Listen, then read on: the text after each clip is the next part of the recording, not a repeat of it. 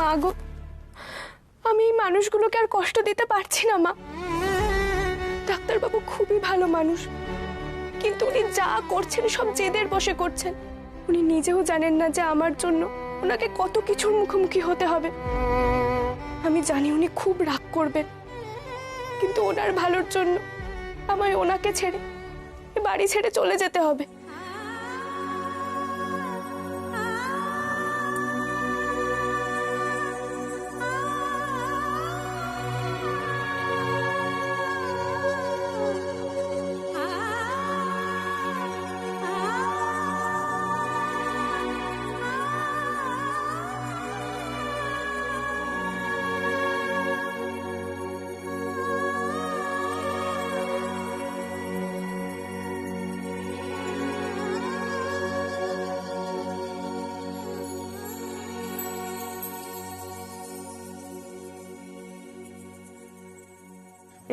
কি করছো বলো তো ছোট ঠাম্মি? তুমি কি এখনই আমাকে বিয়ের পিড়িতে বসিয়ে দেবে? আমি কিন্তু এসব কিচ্ছু করতে পারবো না। চুপ, একদম চুপ। ওই দেখো,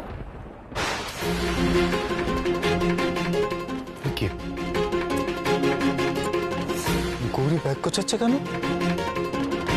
তা না করে কি করবে? এখানে অপমানিত হওয়ার জন্য পড়ে থাকবে? অপমান? ছোট ঠাম্মি, যখনই গৌরীকে কেউ কিছু বলে তখনই তো আমি ওর পাশে গিয়ে দাঁড়াই। তারপরেও ওকে অপমানিত হওয়ার রাস্তাটা তুমি চওড়া করে দিচ্ছ। আমি?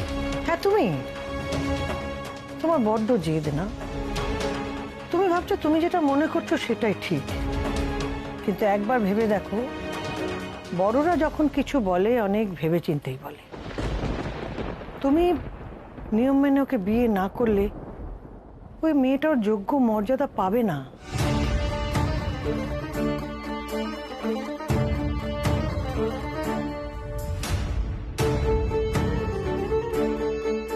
তুমি তো একা সবকিছু ছেড়ে থাকতে পারবে, কিন্তু মেয়েটা যে সবাইকে নিয়ে থাকতে চায়, আর সেই জায়গাটা তোমাকেই করে দিতে হবে। তুমি না করলে এ বাড়িতে সেই জায়গা কেউ দেবে না। আর তুমি যদি ওকে নিয়ম মেনে বিয়ে না করো তাহলে তুমি ওকে নিজের কাছে রাখতেও পারবে না। তার থেকে চলে যাওয়াই ভালো। এবার তুমি ঠিক করো যে তুমি কি করবে। ওকে যোগ্য মর্যাদা দেবে না ওকে চলে যেতে দেবে? এভাবে মাঝামাঝি ওকে ঝুলিয়ে রেখে অপমানিত হতে দিও না। ছোট ঠাম্মি, আমার কথা এখনো শেষ হয়নি। তুমি তো বলেছো যে মেয়েটা না থাকলে তোমার অনেক বড় ক্ষতি হয়ে যেত, তাহলে জেদ করে মেয়েটার এত বড় ক্ষতি করছো কেন তুমি?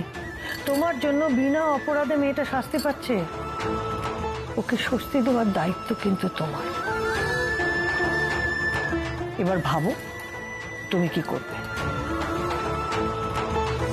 হ্যাঁ, ভেবে দেখো তোমার কাছে কোনটা বেশি জরুরি, তোমার জেদ না ওই মেয়ের সম্মান?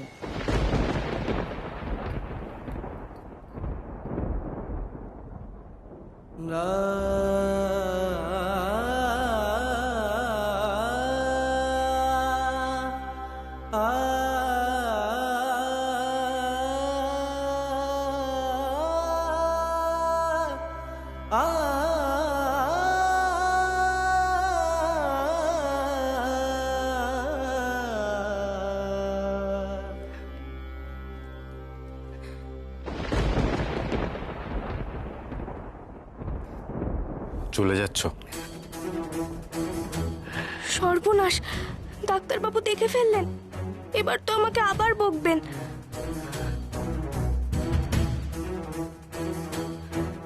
না, আজ ভয় পেলে হবে না।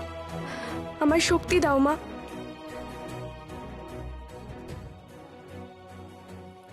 কি হলো, চুপ করে আছো? উত্তর দিচ্ছ না যে? আমি জানি আপনি রাগ করবেন ডাক্তারবাবু, কিন্তু আমাকে যেতেই হবে।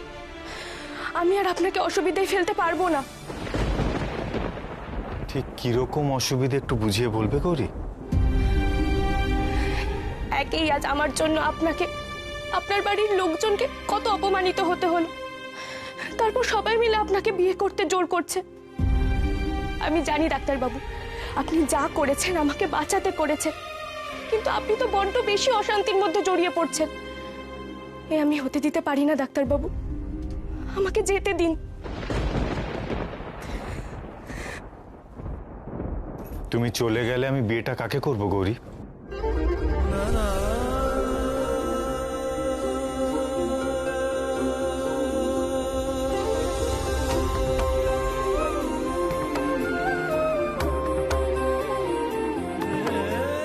বাড়িতে বিয়ের আয়োজনের কথাবার্তা হচ্ছে, বউ পালালে কি করে হবে?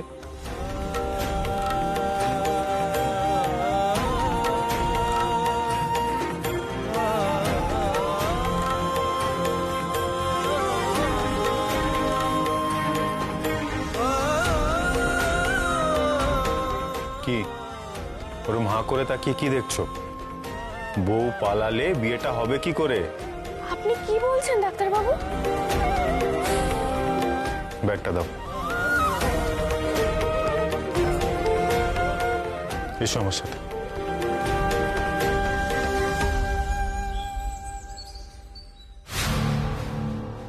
শৈল দূরদৃষ্টি সম্বন্ধে নিশ্চয়ই তোমাদের কোনো সন্দেহ নেই।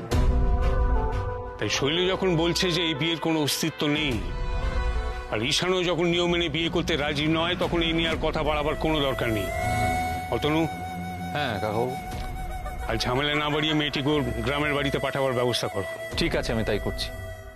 কিন্তু বাবা, আবার কিন্তু কিসের? না না, একটা কিন্তু তো থেকেই যাচ্ছে। ঈশান তো আমাদের বাড়িতে যে পূজা আচ্ছা হয় সেই নিয়মগুলো মানে না, ইনফ্যাক্ট সেই নিয়ম কানুনের বিরোধী। কিন্তু ও তো গৌরীকে নিজের স্ত্রীর মর্যাদা দিতে চাইছে। আচ্ছা, নিয়ম কানুন ছাড়া কি বিয়ে হয় না? আজকাল তো আকছারই হচ্ছে। আমাদের বাড়িতে হয় না। ঈশান নিজের মর্জি মতো চলে, আমরা তাতে বাধা দিই না ঠিকই, কিন্তু বিয়েটা ওর ব্যক্তিগত ব্যাপার নয়, তার সঙ্গে গোটা পরিবারের সম্মান জড়িয়ে আছে। একেবারেই তাই। ঈশান যদি না বুঝে আমাদের পরিবারকে অসম্মান করতে যায়, আমরা তো সেটা মেনে নিতে পারি না। হ্যাঁ একদম একদম, আমিও একমত শৈল আর কাকাবাবুর সঙ্গে। আর এই ব্যাপারে কথা বলে কোনো লাভও নেই। ওই মেয়েটিকে আমি আজকেই গ্রামের বাড়িতে রেখে আসার ব্যবস্থা করব। কিন্তু তাতে যদি ঈশান রাগ করে বাড়ি ছেড়ে চলে যায়? চলে যেতে চাইলেই তো আর হবে না।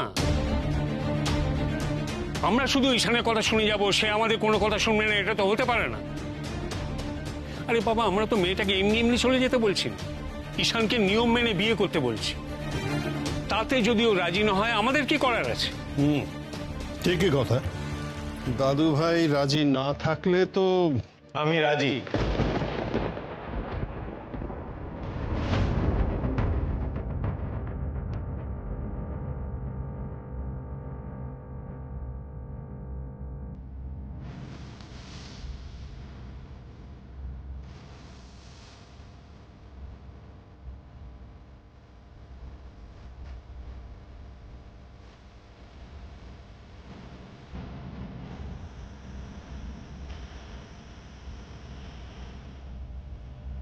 রাজি মানে? তোমরা বলেছিলে না যে আমি নিয়ম মেনে বিয়ে করলে গৌরী এ বাড়িতে স্ত্রীর মর্যাদা পাবে? যদি তাই হয় তাহলে আমি এই বিয়েতে রাজি।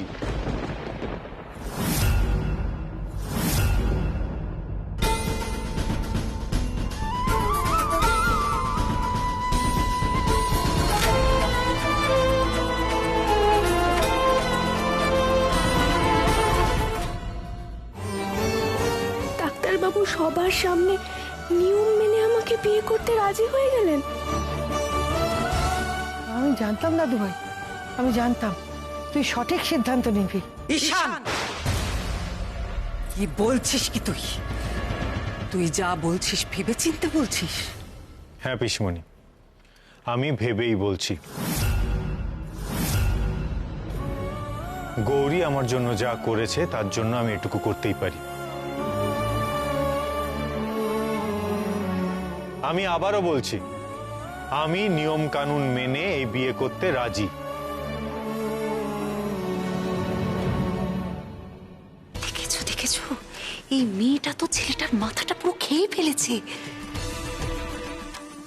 শোন ঈশান, দেখ তুই কিন্তু না না, দেখা দেখির আর কিছু নেই। শান যখন একবার রাজি হয়ে গেছে, ব্যাস ওটাই শেষ কথা। হ্যাঁ তাই তো, তাহলে তো পুরোহিত মশাইকে খবর দিতে হয়, তাই তো? এখনো অনেক আয়োজন বাকি। দাদু ভাই যখন রাজি হয়ে গেছে তাহলে তো আর কোনো কথাই নেই।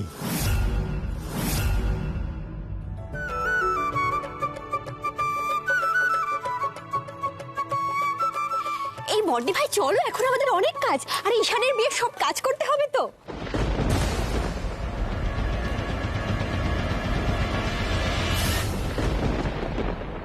থাক, বড় বউয়ের সঙ্গে আমি পরে কথা বলবো।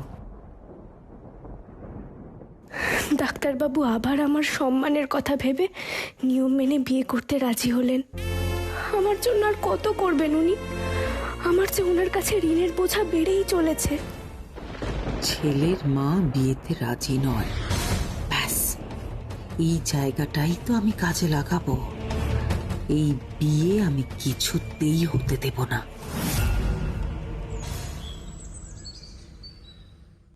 দাদা আসবো? এসো এসো। আমাকে ডেকেছিলেন দাদা? হ্যাঁ হ্যাঁ, দেখো আমি পাঁজিতে দেখলাম যে দুদিন পরই খুব ভালো লগ্ন আছে, তাই ভাবছি দাদু ভাইয়ের বিয়েটা ওই দিনই দিয়ে দিই। উমা, এ তো খুব ভালো কথা, কিন্তু দুদিন বাদে বিয়ে, হাতে তো বেশি সময় নেই, কত কাজ পড়ে রয়েছে, সেসব তো সারতে হবে। ও নিয়ে আমার কোনো টেনশন নেই, আমি খুব ভালো করে জানি তুমি সব সামলাতে পারবে। ও হ্যাঁ, একটা কাজ করো তো, ওই আলমারিতে একটা দেখবে গাঢ় মেরুন রঙের বাক্স আছে তোমার দিদির গয়নার বাক্সর মধ্যে, ওটা আনো না।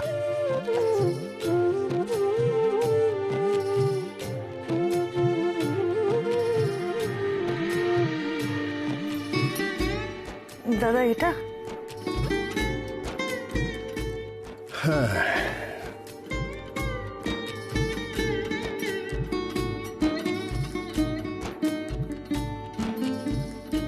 দেখো দেখি এই গিনির হারটা কেমন? ও মা, এটা সেই দিদির বিয়ের হার না? আলমারিতে তুলে রেখেছিলাম দাদু ভাইয়ের বউকে দেব বলে। আজ আজ বিমলা থাকলে সে নিশ্চয়ই নিজেই গৌরীকে এই হারটা পরিয়ে দিত। যাই হোক, সে কাজের দায়িত্বটা তোমাকেই নিতে হবে। ঠিক আছে, নিলাম, কিন্তু একটা কথা দাদা, গৌরী মেয়েটা না খুব ভালো, দিদি থাকলে না ওকে দেখে খুব খুশি হতো। এখন ভালোই ভালোই সব মিটলে হয়, যা ঝামেলা শুরু হয়েছে।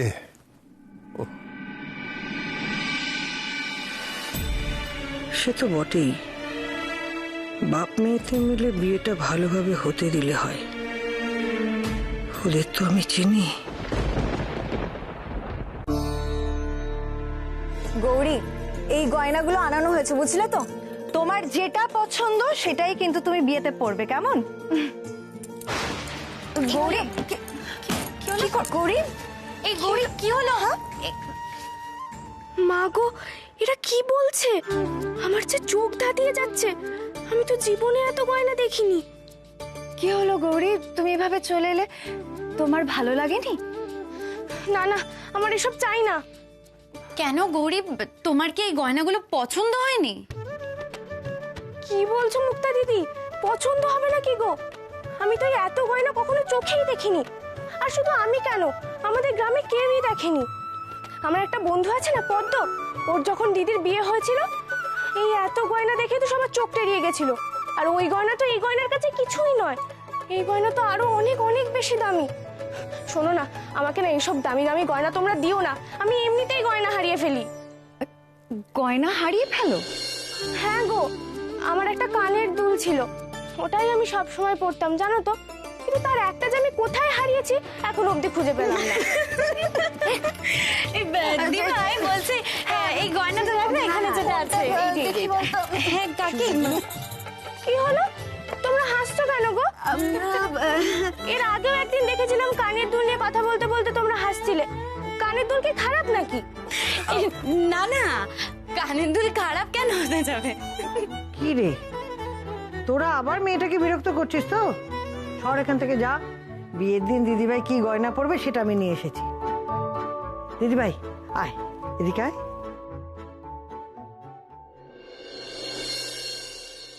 এই নে।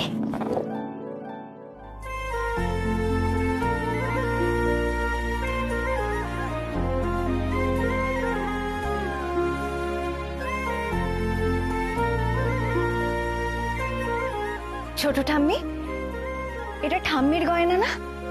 ঠাম্মি? এটা আমার বড় জায়ের বিয়ের হার। দাদা তুলে রেখেছিলেন ঈশানের বউকে দেবেন বলে।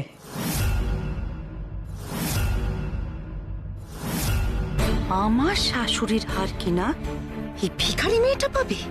কই কই আমার মেয়েদের বেলায় তো হাত খুলে কারোর কিছু বেরোয় না। শৈল মাঝে কেন এখনো চুপ করে আছেন কে জানে। এই মেয়েটাকে তো ঘাড় ধরে বের করে দিলেই সব ঝামেলা মিটে যেত। ওই গিনির হারের মর্ম বুঝবে এই ভিখিরিটা। ওটা যার পাওয়ার সেই পাবে। ডাক্তারবাবু ঠাকুমার হার? না না, এই হারের যোগ্য আমি নই। তোমরা আমাকে এই হার দিও না গো। তুই মেয়ে বড্ড পাকা। তোর থেকে আমি কত বড় সেটা তুই জানিস? তোর কথা শুনবো কেন? এই হার পরার যোগ্য কে আর কে নয় সেটা আমি ঠিক করব, বুঝলি? ধর, আমি যাই, ওদিকে অনেক কাজ পড়ে রয়েছে, সামলে রাখিস।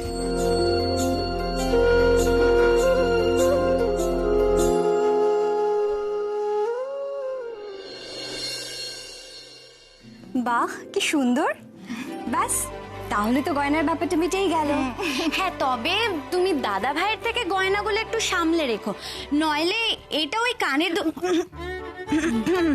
ডাক্তারবাবুর থেকে গয়না সামনে রাখবো কেন? কোনো কারণ নেই, এমনি।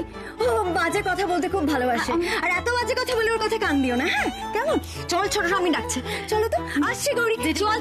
তুই আরে আরে শোনো শোনো, কোথায় যাচ্ছ বলে যাও। আরে দা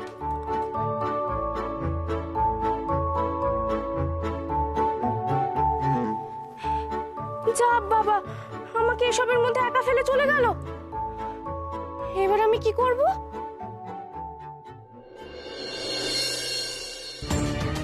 এই এত গয়না রেখে ওরা চলে গেল।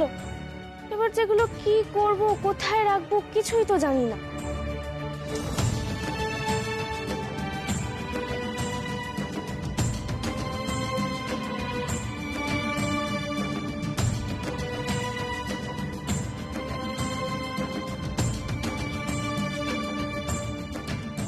এখনো তো কেউ এলো না। এই এত দামি গয়না ছেড়ে। এই যে বৌদি,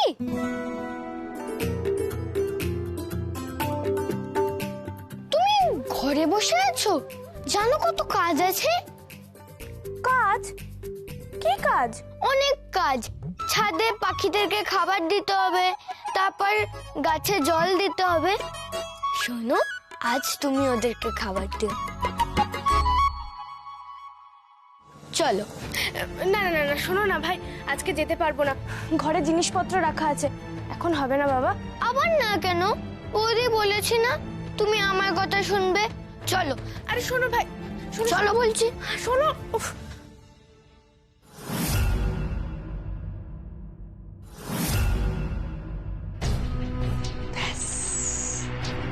ফাঁকা ঘর, তার মানে এই আমার সুযোগ। ভিখিরির মেয়েকে রাস্তা থেকে তুলে এনে যদি সোনা দিয়ে সাজালেই তাকে রাজরানীর মতো দেখতে লাগতো তাহলে তো হয়ে যেত। কিন্তু ওই হিনির হাটটা গেল কোথায়?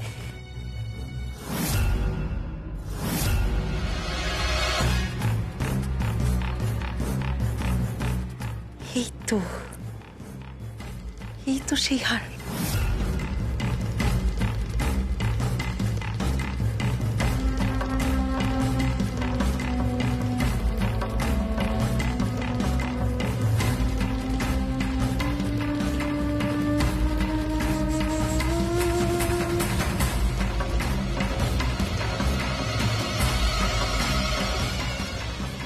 বলেছিলাম না, যার হার তাকে পড়লেই মানায়, আর এই হার তার কাছেই থাকবে। আরে শোনো ভাই, চলো বলছি, শোনো।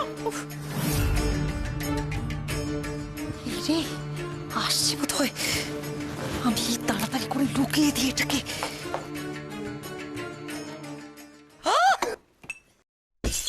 ভাই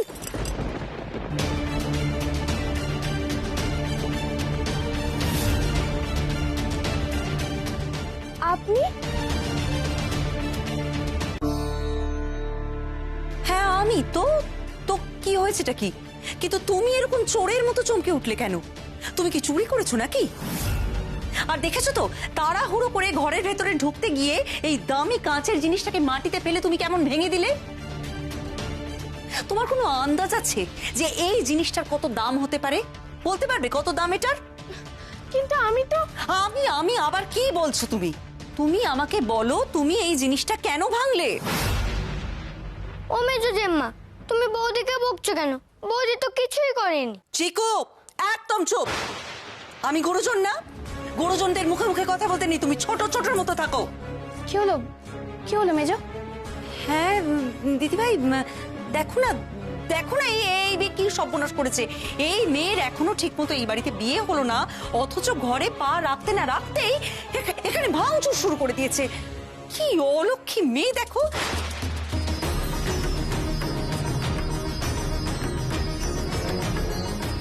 কিন্তু আমি তো দেখেছো, একবার ওর মুখের দিকে তাকিয়ে দেখো, দেখো কিরকম নাটক করছে মেয়েটা। এমন ভাব করছে যেন কিছুই জানে না, কিছুই বোঝে না। রাগ করবেন না, আমি এখনই সব পরিষ্কার করে দিচ্ছি।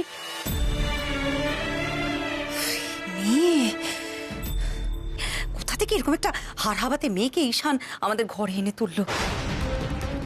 তুমি বলো দিদি ভাই, এই মেয়ে কোন অ্যাঙ্গেল থেকে ঈশানের পাশে ওকে মানায়, বা এই মেয়েকে আমাদের এই ঘোষাল বাড়িতে মানায়? বলো তো। বিরক্তিকর, তুমি একটা কিছু করবে না। আহ